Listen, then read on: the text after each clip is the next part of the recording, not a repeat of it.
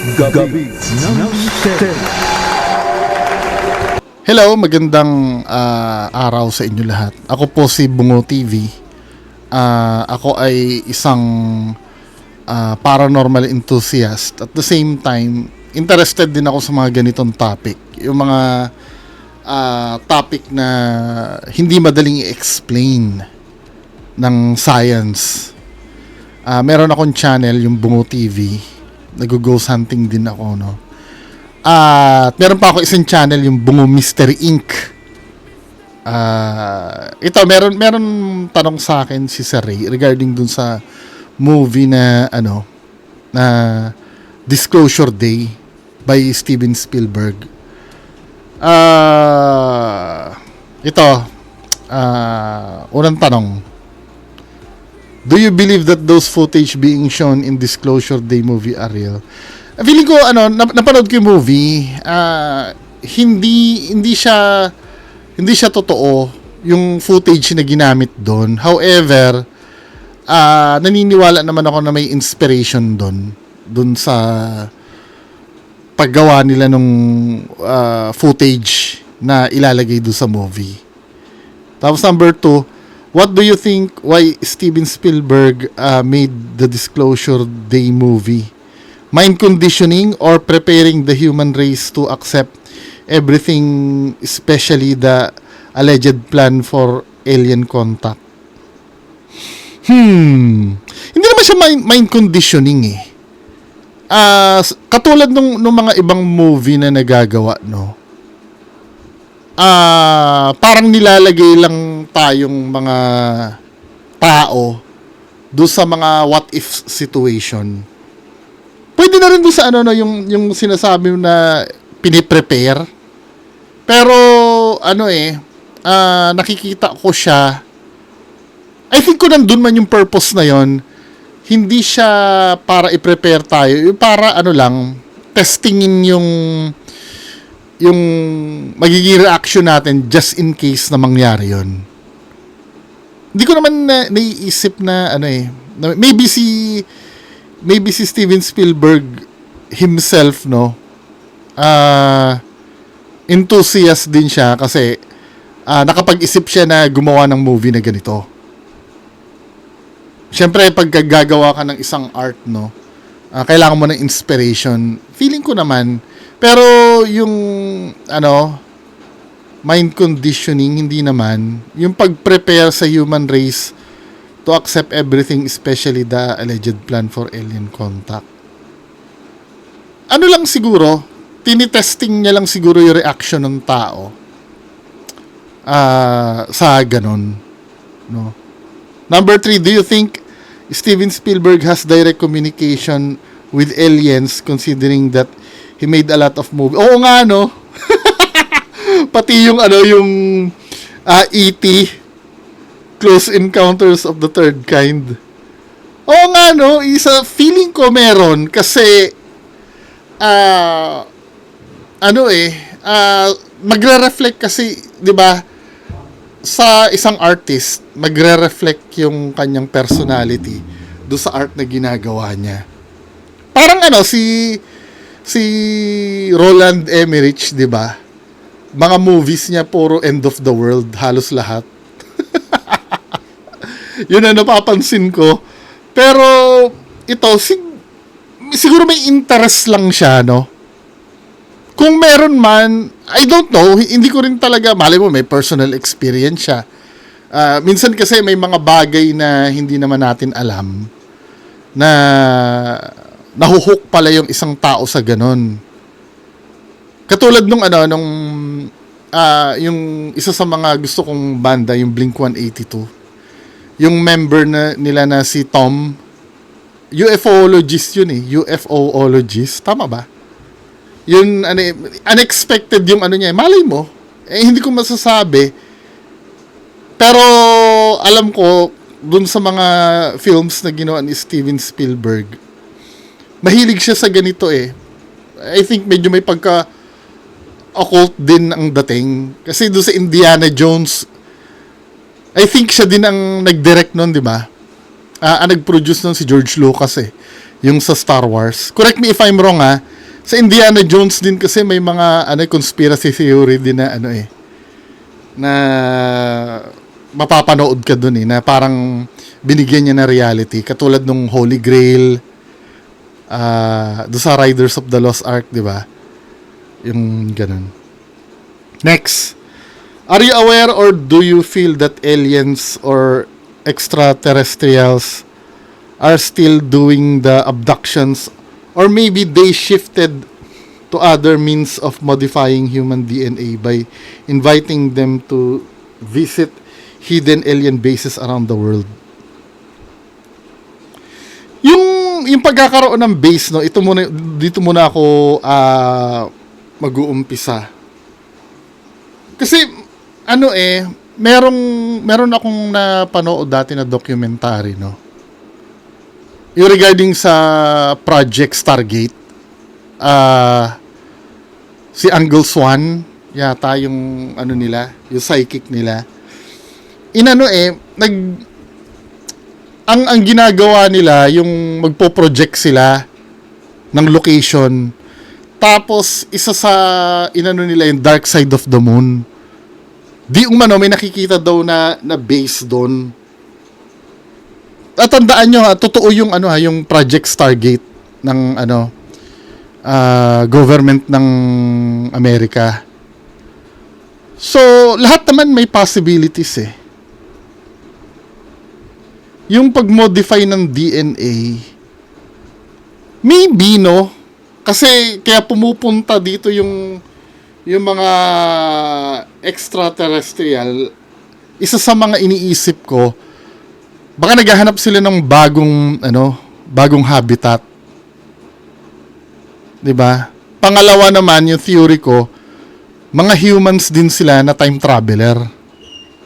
Yun ang ko Pwede ito. Pwede ito, no? Pero kung titingnan mo kasi,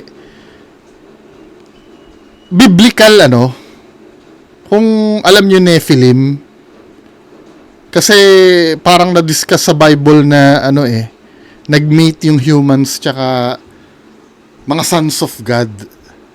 Yung mga sons of God kasi na tinutuko yun, ako kinoconsider ko personally na extraterrestrial yung mga yun.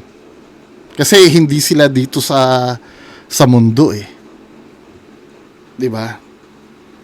At sa Book of Enoch tinutuko yung mga angels at basta yung mga angels flesh and blood sila hindi sila yung spiritual Kasi masyado ito yung one time na nag-guest ako kay Sir Ray Sibayan sa niya. Hello Sir Ray Sibayan. Yan ang isa sa iniingatan ko kasi yung mag-collide yung religious belief sa dito sa pinag-uusapan natin na to. Actually, do sa movie na discuss din kasi yun Yung may madre doon na tinatanong nung babae kung naniniwala ba siya na alone tayo dito sa universe. Sabi nung madre doon, hindi naman gagawa yung Diyos ang sobrang lawak na universe tapos tayo lang. 'Di ba? May ganong context din kasi doon. So dito sa ni Sir Ray Sibayan na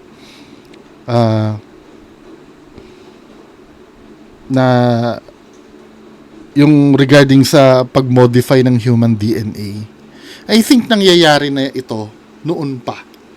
Kaya lang yung mga ancestors natin hindi lang nila alam kung paano i-explain sa writing yung nakikita nila or nalalaman nila. May nangyayari na siguro dati. I believe. Diba?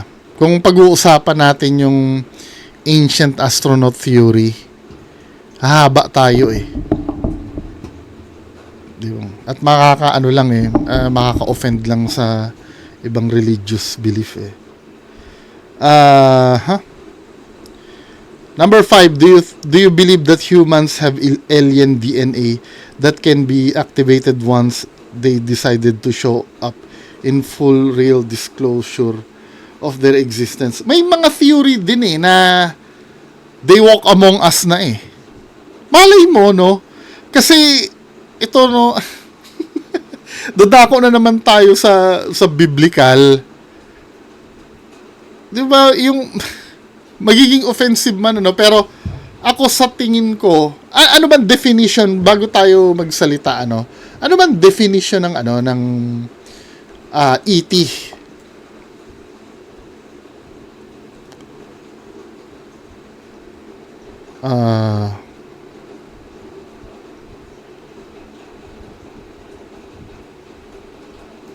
Tingnan natin definition muna ng ET, ha. Anything that exists, happens, or originates outside of planet Earth. Ito yung definition ng ET. No. Ang mga angels ay from above. 'Di ba lagi natin sinasabi yung mga deities laging galing sa taas.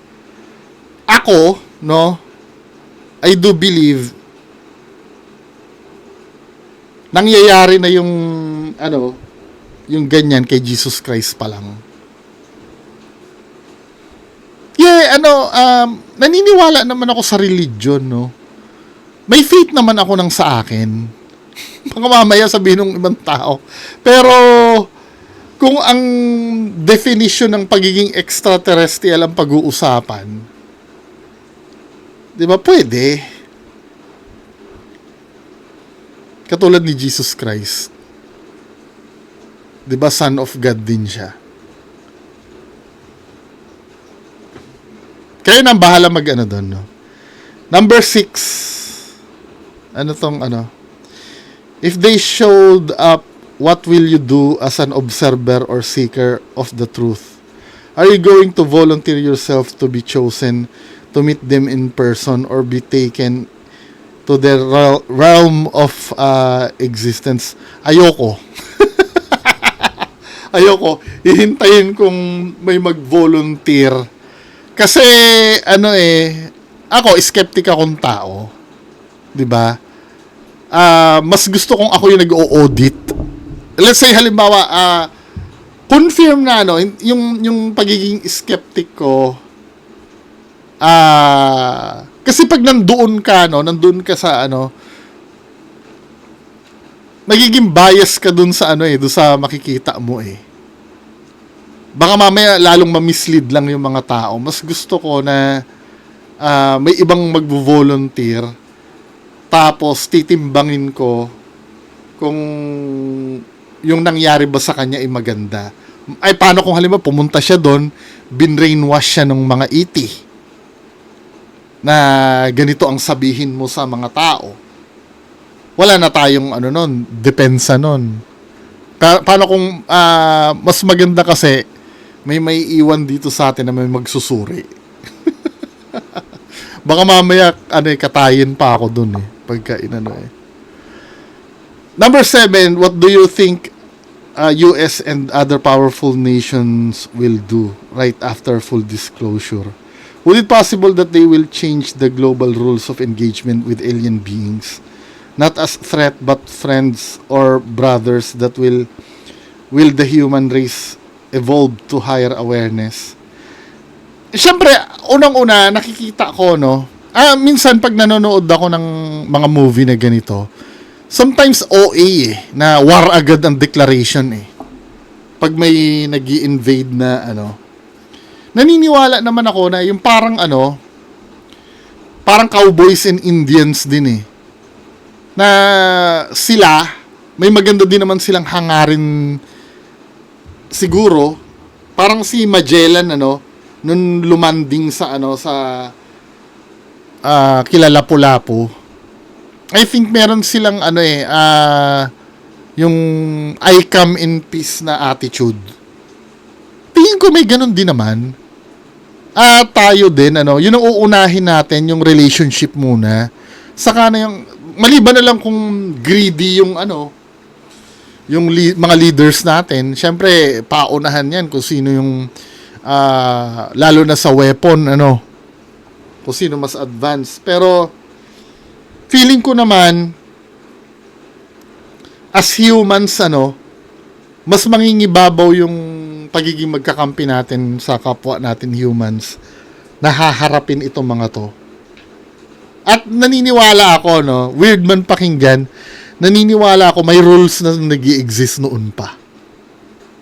If ever man na totoo yung mga conspiracy theory since panahon ng Roswell, I think may mga protocol nang naisulat yan noon pa. Meron na siguro, hindi lang dinidisclose sa buong mundo. Kumbaga, siguro kung may contact na tayo noon pa, gagawa naman siguro sila ng protocol tungkol doon. Next, any advice to everyone if they have UFO or alien sightings? Unang-una, number one, huwag matakot. Kailangan, tuklasin yung totoo. Kasi pag uunahin natin yung takot kasi, doon nag-i-start yung misunderstanding eh. Diba? Siyempre, sila first time din nilang makita tayo din. First time natin makikita sila. Siyempre, ang unang instinct natin, mga wild animals yon. Parang, siguro sila ganun din sa atin. Kaya mas maganda, kung alam mong alien yan, or hindi mo nagustuhan yung itsura, hanggang maaari, wag unahin yung takot. Kung kaya na unawain muna, first time mo makakita ng ganun, kailangan alamin muna. 'Di ba? Pati sa mga investigations na gagawin natin, kung kayo man ay mahilig sa paranormal, sa pagtuklas ng mga bagay na hindi agad-agad may explain, kailangan pang-unawa muna ang unang pairalin bago ang lahat. Huwag takot. So, yan lang muna ang masasabi ko dito sa mga katanungan na binigay sa akin ni Sir Ray Sibayan. Magandang gabi sa inyo lahat. Bye-bye. Gabi ng Misteryo. Gabi ng Misteryo.